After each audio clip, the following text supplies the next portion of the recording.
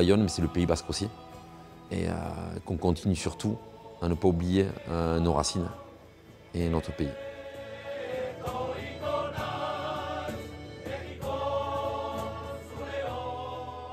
Rien de ce qui se passe ici ne rend indifférent à la fois les Bayonnais et aussi les habitants du Pays Basque.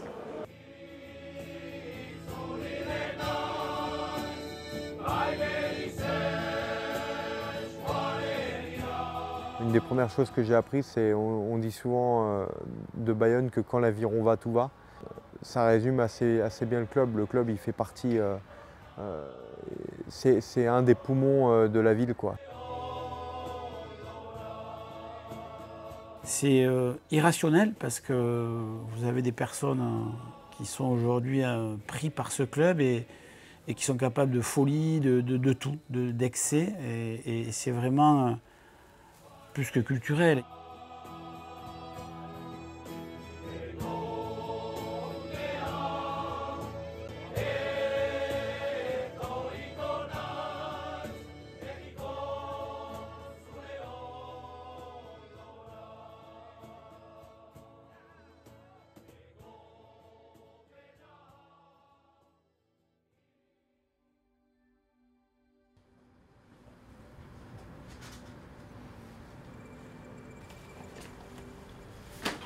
On voit ce qu'était le stade à son inauguration. Le stade honneur avec le terrain de rugby. C'est un livre que j'ai écrit à l'occasion des 120 ans du club Omnisport. Bien sûr des photos de famille, hein. Ça ce sont mes grands-oncles ici. Je suis né donc, dans cette ville à Bayonne il y a une paire d'années. Je passe beaucoup de mon temps ici, c'est presque ma seconde maison. Mais je pense que le club le vaut bien, donc voilà. Ici déjà dans tout ce bâtiment, hein, depuis notre entrée, c'est le siège historique du club. Historique, c'est-à-dire le premier siège de l'aviron bayonnais, c'est ici. Ce lieu, on l'appelle, ou les anciens l'appellent le garage.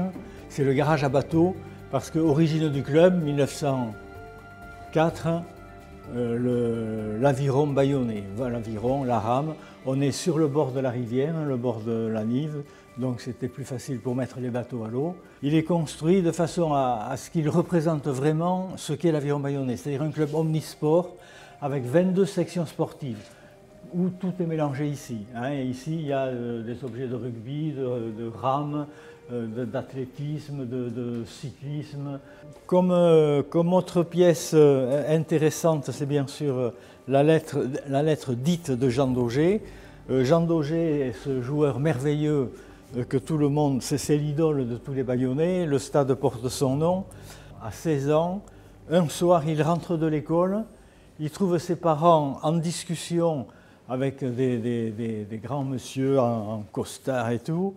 Et son père dit à Jean Daugé, tu vas suivre ces personnes-là pour aller jouer au rugby à l'époque à 13, à Roanne. Et du jour au lendemain, il quitte sa famille. Cette photo qu'on a ici à la sortie ou à l'entrée de notre pièce du souvenir, c'est la fameuse équipe de 1913, championne de France. 1914, la Grande Guerre qui débute. Entre 14 et 15, plus de la moitié de ces joueurs disparaissent morts pour la France.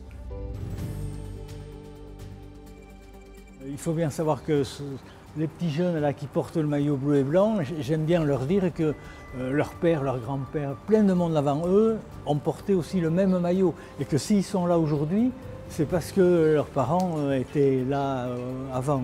Donc c'est une histoire qu'il faut perpétuer.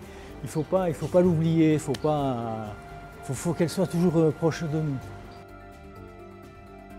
Moi j'ai commencé le rugby ici, mon père a joué ici, a fini sa carrière ici, enfin pas en professionnel, c'était pas professionnel, mais en première.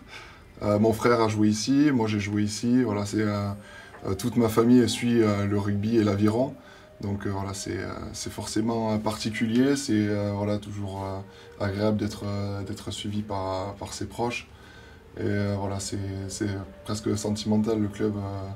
Voilà, on a tous grandi en allant voir les matchs le week-end. c'est super d'y jouer maintenant. Moi, j'ai toujours été supporter de ce club, bien évidemment. Alors évidemment, comme maire aujourd'hui, j'ai des responsabilités particulières, mais ça a toujours été une constante. La ville s'est toujours engagée, bien avant que je le fasse, bien avant que je sois maire. Le club, c'est historique, depuis les années 50-60, a toujours eu le soutien de la ville, tant il est vrai que ce club fait partie de l'ADN de cette ville.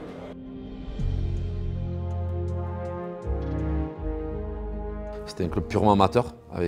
J'ai commencé, moi j'étais junior, avec des internationaux qui s'appelaient Grégoire Lascubé, Jean-Michel Gonzalez. Il y avait des Hervé Durchetti, des Kojo Cariou, des Lecomte, des anciennes gloires de l'aviron. Hein. Et avec 2 entraînements par semaine, quoi. Donc c'est-à-dire vraiment le niveau purement amateur. Moi étudiant, à Toulouse, je venais m'entraîner le vendredi et jouer le dimanche. Donc là, on n'est pas du tout sur les standards d'aujourd'hui. Ça, c'était en 96. Et après, les dernières années, on va dire, où l'aviron a complètement évolué pour le système pro qu'on connaît aujourd'hui, mais finalement qui était dès 2002, on va dire, qui était mis en place. Mais on sentait aussi au départ la déception hein, de beaucoup de gens d'être à ce niveau-là, de végéter dans le bas de la Pro D2 au départ. Et puis on a senti petit à petit, c'est l'aviron qui est monté petit à petit. Hein. Il y a eu 8 ans de Pro D2 consécutives pour se construire. Cette arrivée vers le professionnalisme et cette montée en puissance, quoi. Et quand tu revenais dans le sud-ouest, c'était directement rugby à fond. Et tu le vois partout. Je pense que je n'ai pas passé une journée où je me promenais dans la ville et je n'ai pas eu quelqu'un qui m'a encouragé pour les saisons, pour les derniers matchs. Du coup, ça fait énormément plaisir. Le rugby et la ville, en fait, il y a un lien qui les connecte ensemble. Et même dans la région, c'est une région hyper sympa, tu as beaucoup de nature, du coup moi je me sentais à l'aise et je pense que ça m'a aidé aussi. Il y a une grosse authenticité, il y a un lien avec la nature. On a la chance d'avoir l'océan et les montagnes côte à côte. Ça c'est vraiment un luxe incroyable. Le club il fait partie... c'est un des poumons de la ville, quoi. C'est vraiment une institution qui vit au quotidien dans sa ville et vraiment c'est un pouvoir sportif fort et c'est devenu vraiment culturel ici.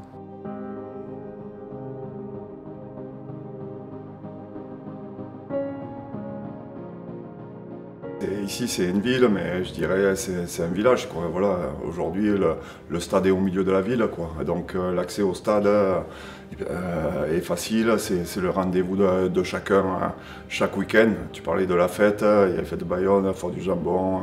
Le moindre prétexte est fait pour faire la fête ici. Et chaque samedi soir, c'est un rendez-vous pour communier encore tous ensemble. À chaque entraînement, il y a du monde au stade tout le temps. Chez nous, il n'y a pas de huis clos. Et en fait, c'est un environnement de simplicité, de partage et envie d'échanger avec chacun.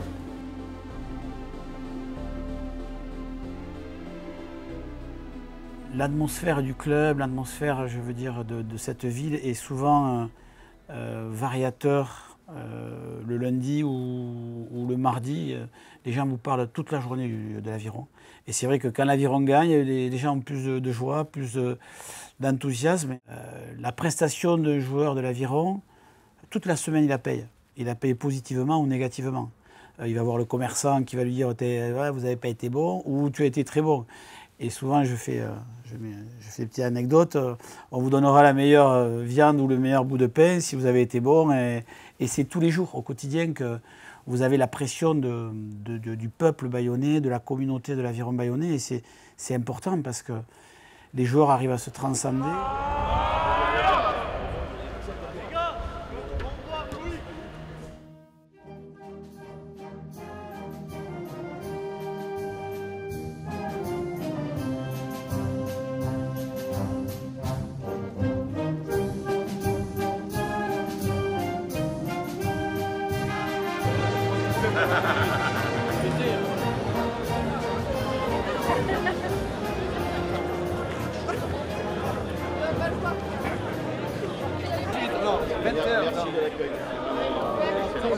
Dans les supporters bayonnais, il y a évidemment des Bayonnais, mais il y a des gens de tout le Pays Basque, du Béarn, du Sud des Landes.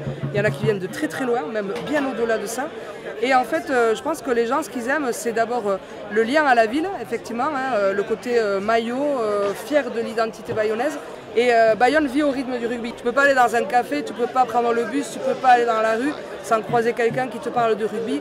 Le rugby, c'est vraiment ce qui fait battre le cœur de Bayonne, franchement. Se rencontrer entre clubs de supporters adverses, c'est un privilège que permet le rugby, pas forcément tous les autres sports. Nous, la Peña Bayona, on est la première association de supporters qui s'était montée à l'Aviron en 2002. Et on a encore cette fierté de pouvoir organiser comme cette saison tous les déplacements pour encourager notre équipe à l'extérieur.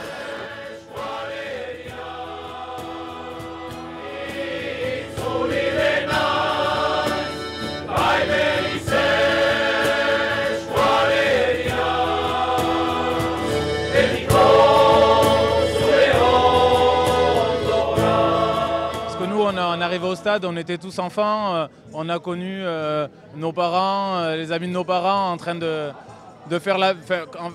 vivre le match comme une fête. Et nous, c'est ce qu'on essaie de retransmettre à nos adhérents, c'est de vivre le truc comme une fête. C'est vrai que les jours de match, ça bouge. Il y a des peñas comme nous qui organisent des concerts de groupes de chanteurs, il y a des bars qui font pareil, tout le monde est habillé en bleu et blanc. C'est sûr que la ville, elle vit pour le rugby beaucoup.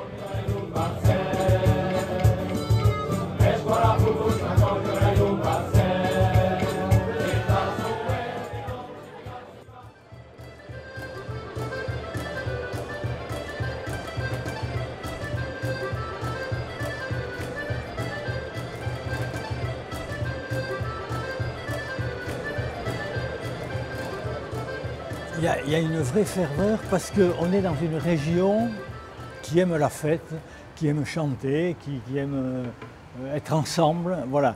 Et un match de rugby, c'est ça. On est ensemble, on chante ensemble, on est bleu et blanc ensemble, tout le monde. C'est ça. Et c'est ça qui montre que ce club, c'est vraiment un club extraordinaire. Hein. Cette folie qu'il y a à Jean Daugé, en fait, c'est quand tu arrives à transmettre quelque chose et que les autres te le transmettent, eh bien, c'est gagné. Et nous, on prend au milieu du terrain des émotions qu'on ne peut pas expliquer. Ça veut dire que les joueurs aussi ressentent ces émotions, ressentent cette ferveur du public, qui est la peña, qui est les chants, qui est tout ça en même temps, c'est magique. C'est un élément important parce que le stade tous les week-ends est plein, tous les groupes de supporters mettent en œuvre ce qu'il faut pour nous accueillir dès la sortie du vestiaire, que ce soit sur des fumigènes, sur l'ambiance, sur les chants, donc ça nous porte énormément. Alors c'est vrai que moi j'ai connu les époques où effectivement l'ambiance était aussi, dans les années 80, on avait une équipe formidable où l'ambiance était déjà forte. Et quand on a commencé à travailler effectivement, parce que j'ai commencé à travailler aussi avec les pros au niveau de l'animation du stade, les premières choses qu'on a faites, c'est mettre un hymne. Je crois qu'on a été un des premiers clubs à trouver l'hymne tel qu'il est aussi, parce que c'est devenu un incontournable. C'est notre premier point de ralliement. Voilà, la Peña Bayona est la première chose qui nous rassemble avant le coup de sifflet de l'arbitre. Quand je jouais au Racing, c'était l'un des seuls matchs où, pour nous mettre en condition, quand on rentrait à l'entraînement, ils nous mettaient l'hymne de l'Aviron. Donc voilà, c'était pour noter la petite différence qu'il y a quand on joue à Daugé ou ailleurs. Mais l'hymne, c'est quelque chose qui vous envahit, qui vous prend et qui vous transporte. Quand on est au milieu de Jean Daugé et qu'on lance à la Peña Bayona avec Potioka, honnêtement, je peux vous dire qu'on est dans une place privilégiée au milieu du stade. Voilà, c'est un moment qui est exceptionnel. Le numéro 7, Baptiste. Le numéro 8, Uzer.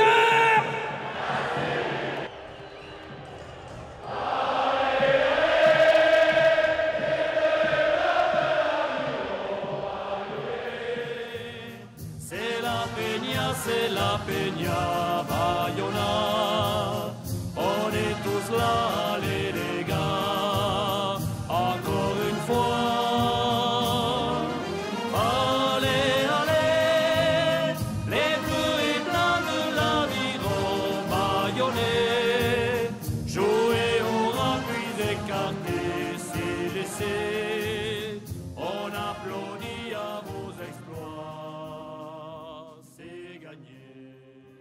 On aime beaucoup transmettre nos valeurs. Donc on a mis en place ce Cheeky Cop.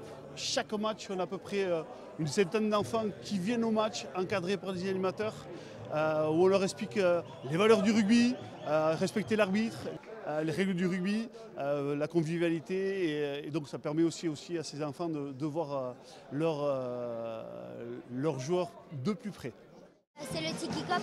C'est une association que les adultes payent pour que tous les enfants inscrits viennent voir le match.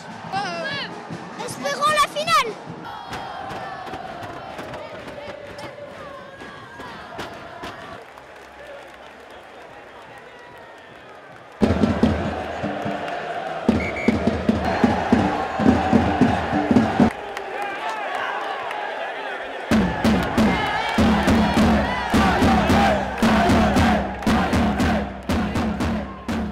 Où il y a beaucoup de gens, écoutez-moi bien, de l'extérieur et tout, qui viennent justement pour cette ambiance-là. Il est recherché, c'est reconnu dans tous les stades. On a une ambiance extraordinaire.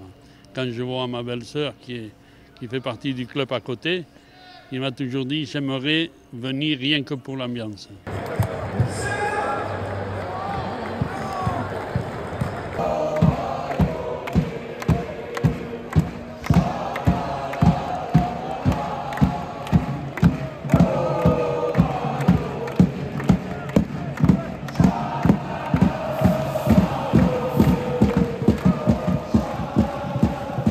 Nous sommes depuis quelques années maintenant, depuis 2021, une entreprise à mission, un club sportif à mission qui développe une politique RSE, je dirais en profondeur, tant avec les acteurs qui tournent autour du club, qui sont aussi bien les supporters, les partenaires, les collaborateurs salariés et les entreprises qui nous accompagnent.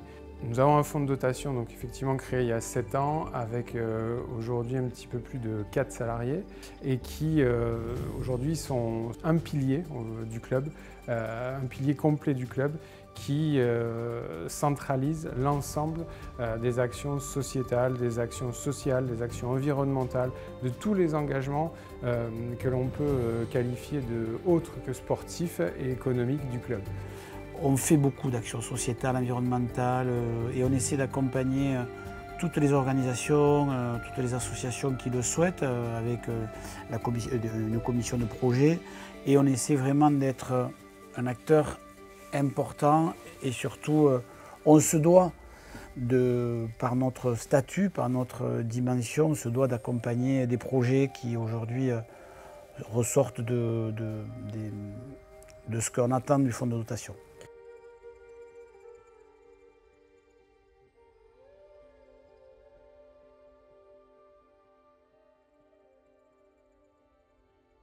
Ouais, marquer l'histoire, je ne sais pas, on verra à la fin de saison, mais en tout cas, voilà, le club a des ambitions et de se qualifier, ça serait top et ça validerait un palier. Après, voilà, on sait que le plus dur, c'est d'y rester. Alors, on fait une belle saison qui est top à jouer pour nous déjà, qui est super pour les supporters. Mais le plus dur, ça va être déjà de valider cette fin de saison et de reproduire ça les années à venir. Oui, après, bien sûr, c'est le but chaque année. Je pense que chaque équipe, c'est de jouer le top 6 et des phases finales. Je pense qu'on a trouvé notre rythme. On était content d'être au 4e place. Maintenant, ça fait plusieurs semaines qu'on est encore là. Je crois qu'on commence à croire un peu plus sur nous. Et ça aussi, ça a levé tout le niveau d'équipe. La commande présidentielle et des actionnaires est d'aller chercher ce top 6 régulièrement sur les années à venir. Donc on est en train de bâtir un environnement fort qui soit structurel et au niveau des joueurs. Voilà, donc aujourd'hui, ça c'est la première ambition. Et puis voilà, on a envie de connaître des phases finales, chose que le club n'a jamais connue. Le rêve de certains actionnaires et de certains partenaires, c'est d'amener les fêtes de Bayonne au Stade de France, tu vois, donc c'est un magnifique projet.